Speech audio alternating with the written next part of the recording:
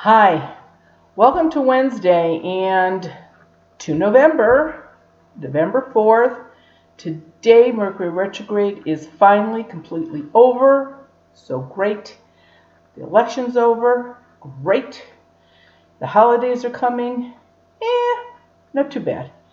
Okay, let's get started. This is from Tierra, and she lives in Oklahoma. My kids are telling me that they see a man up in their room at night. They are very specific as to what the man is wearing, a brown coat, and my oldest claims to have seen him when she looks in the mirror. She also claims that he has touched her on her back while sleeping and woke her up. What's your suggestion? You didn't give me a lot of information. I would like to know how old your daughter was, but it doesn't really make any difference because nobody should be touching her. And I guess what I'm going to tell you is your best thing to do is smudge. I'm not going to be in Oklahoma, and I would definitely smudge if any ordained priests or ministers are coming into houses now. I know because of the COVID they've stopped, so I don't even know if you can get anybody else to bless the house or not. But definitely, you really need to start smudging. You don't want this guy or men around your kids, especially your daughter. So you can call or come on Zoom, and I'll be able to see at least what he looks like and how many and all of that. But best I can tell you right now is definitely to start smudging. This is from Cheyenne in Alabama. We live in a new mobile home, but on some very old land. We have had troubles with a dark, ghostly figure, bumps in the night, TV turning on and off, also long sessions with a little girl on the Ouija board. I always feel better when I leave the home and worse when I return. How can we make whatever is here to go where it belongs? I want to feel at home. Throw out the Ouija board. That's all the time. You do not want a Ouija board. How do you know it's a little girl you're talking to? It's going to be an earthbound spirit. Those would be the only ones that would communicate on a Ouija board. That would be the only ones that will communicate on angel boards also. But she could say she's a little girl. That doesn't mean she is. And unfortunately, when you live in a mobile home, you're usually in a setting where there's a lot of mobile homes. And that works sort of like apartments or condos for earthbound spirits.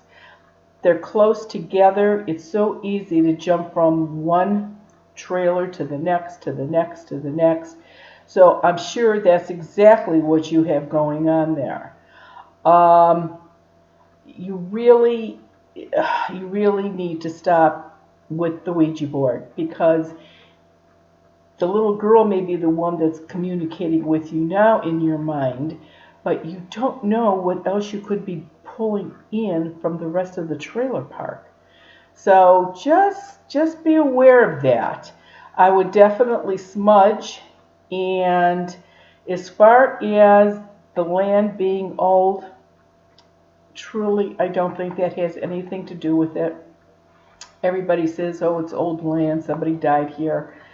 Somebody could have died on this property in my backyard here 500 years ago. Does that mean they're still here? Of course not. People die.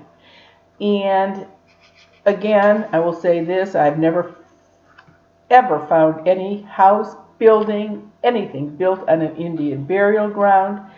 That's movie, that's the TVs. Don't worry about the land. You knock it off with the Ouija board, start smudging the house, the trailer, and see if that doesn't make a huge difference. Because of the situation and you living in a mobile home, I would seriously smudge at least every 2 weeks. And even if you have a 3-bedroom unit, it won't take you long to do. You really need to do that, Cheyenne. Thank you. This one is from Marcy in New York. This one's interesting. I'm the mother of a 16-year-old. When she was younger, she had the ability to see color auras around people. And when people talked and she closed her eyes, she could see their words in color in different formats. Personally, I had never known anybody that could do that, so that's really cool. She senses a presence in our house. One night after watching TV late downstairs, she shuts the TV off and was going up the steps to her room and felt someone touch her shoulder. She has a bad habit of leaving her dirty clothes in a pile on her rug in front of her dresser. One day I was picking them up around the house. I went to her room, picked up the clothes, and put them in the hamper in the hall. I went back to her room about a half hour later, and the clothes were back on the floor again. I thought, maybe I just thought I picked them up the first time, but I really didn't. So I picked them up again and put them in the hamper. I went back to her room later, and there they were on the floor again. This kept happening a few times until I finally said out loud, "Enough already," and it stopped. What's going on? Well, I'm going to pretty much say that you've got a ghost that is hanging around your 16-year-old daughter. It is probably going to be close to her age. Because the clothes keep ending up in front of her dresser, I'm probably going to guess that it's another girl about her age. And the only thing I could tell you from New York is that you really, really have to start smudging. I mean, again, you don't want this in the house. I think it's interesting that when she was younger, she could do these auras. You didn't say if she could still do that or not. I hope she didn't lose that, because I think that's something, a gift that would be really unique. But as far as what's going on, they can move dirty clothes like that. They can move items. They can do all of that stuff.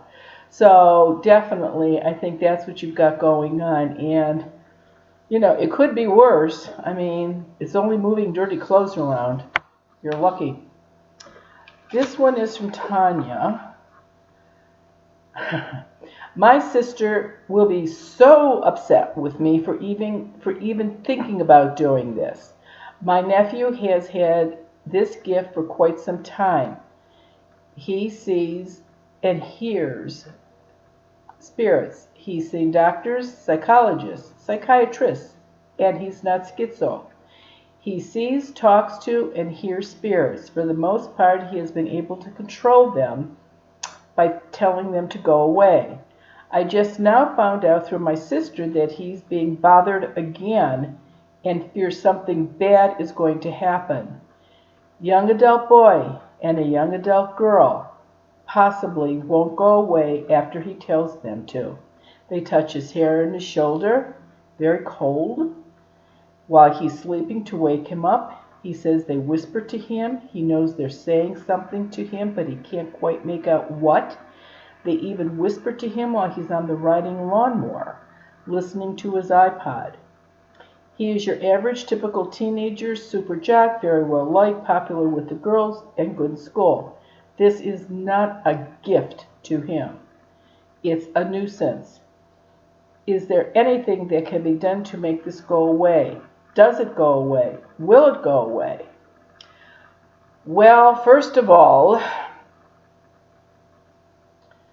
this sounds like he's obviously got, something going on here, and with these two spirits that are really harassing him.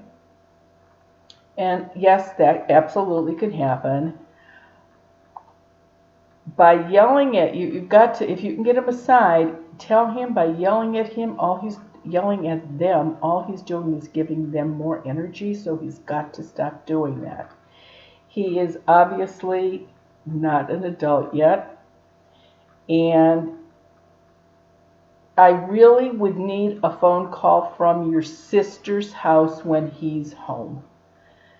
And she would have to give you permission to do this. Don't go hiding down the basement someplace and make the phone call.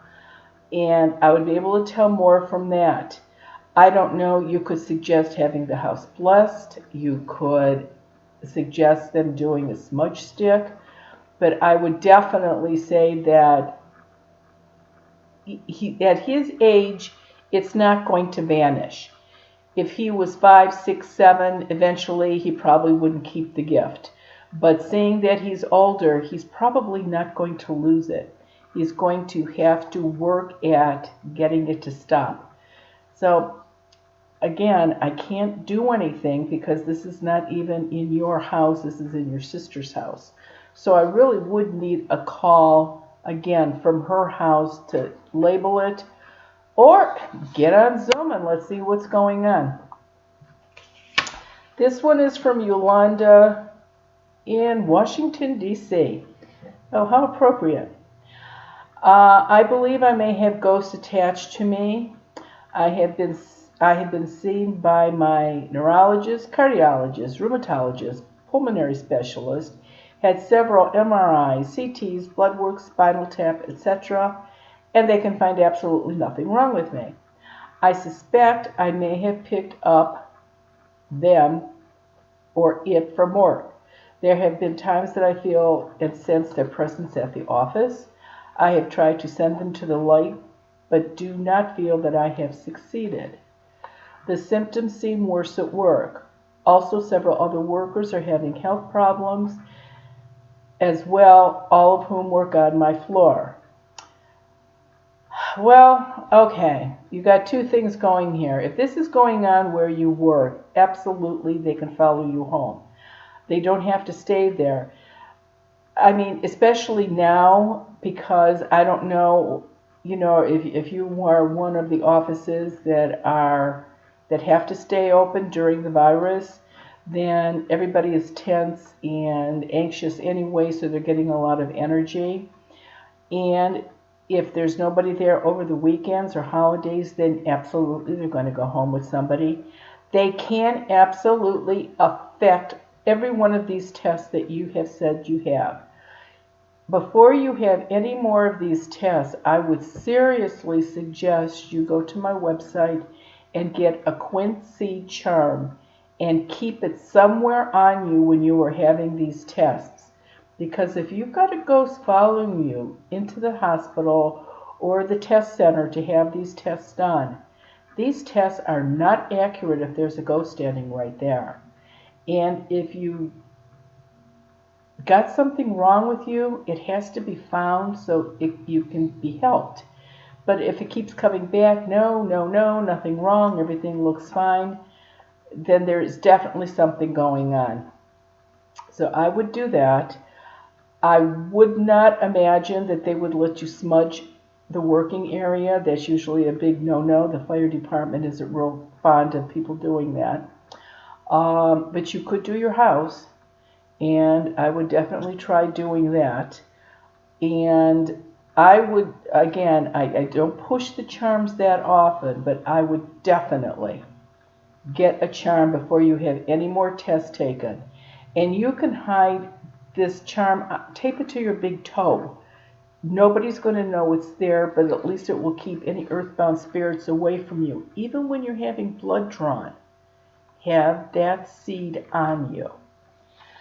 Okay, and this is the last one. While shopping for a lamp, I heard in my head, I like that one. Could this be a ghost that I now can hear? Also, I felt and saw a drop of liquid on my leg like a teardrop that had been manifested. Is this possible? Yes, people can absolutely, who knows what they think. Oh, my gut is telling me I need to buy that, or my angel is telling me I have to buy that. But if there's an earthbound spirit that liked you and thought that you would like, obviously, her lamp, then she would have done that. The tear, I'm not real good with that. I've never seen bloody knives stuck in walls, and I've never seen flying pans flying through a kitchen. Just because I haven't seen it doesn't mean it doesn't happen. But I personally have never seen that. So I would definitely start smudging your house for sure. And she added this to it. My mother said a few curse words over me a couple of Thanksgivings ago, and I have never been the same. She said I was worthless. From that time on, I have felt less interested in looking good and no inner peace. I said this is silly, just have faith, and the psychic attack will not land because those are just words of a bitter person. But those words did land and have had a bad effect on me. What can I do? It's like I need to get this off of me. And again, this is Sharon. Okay, there's a very good possibility that what your mother said to you did land on you, especially if she said it with a lot of intent. And even if she didn't say it in front of you, she could have kept on reinforcing that. So my suggestion to you is go to the library and get When Ghosts Speak. It's available. You don't have to buy it. Just go get it. The last chapter in this book is how to remove negative energy. You can't do it to yourself, but you can have somebody do the little ceremony on you. And you will be amazed at the difference. And anybody can do it. You cannot make it worse if it's not done right. So it's a total win-win situation. And try to call me after this removal is done, and I'll be able to tell you over the phone if it has been taken off of you or not, or again, Zoom. I am still doing the Zooms, so you can definitely try that also. But I think you will find that's definitely going to help you. If you bought that lamp, I would also suggest you start smudging, because the bargain was the lamp. You didn't want to bring home another bargain with the lady. Okay, I mentioned the Zoom before. The one for November 20th is already filled. We opened up one for Friday, December 11th at 7:30 p.m. Eastern Standard Time. I am asking for any kind of letters with ghost problems that has happened over holidays, Thanksgiving, Christmas, New Year's, anything that you know was totally unexplainable and it had to be a ghost. It's interesting, I've gotten 4 or 5 letters already about this, but they're going where, well, my dad died on Christmas, my mother died on Thanksgiving. That's not quite what I'm looking for. I'm looking for ghosts that are instigating problems in the house, with the lights, with cooking, with each other. So I'm sorry about everybody that loses somebody on a holiday. Actually, 3 of our relatives have died on a holiday too. So I know that's rough, but I'm more looking for that other type. And this is it for today. We will do this next week, Wednesday. Thanks. Have a great week.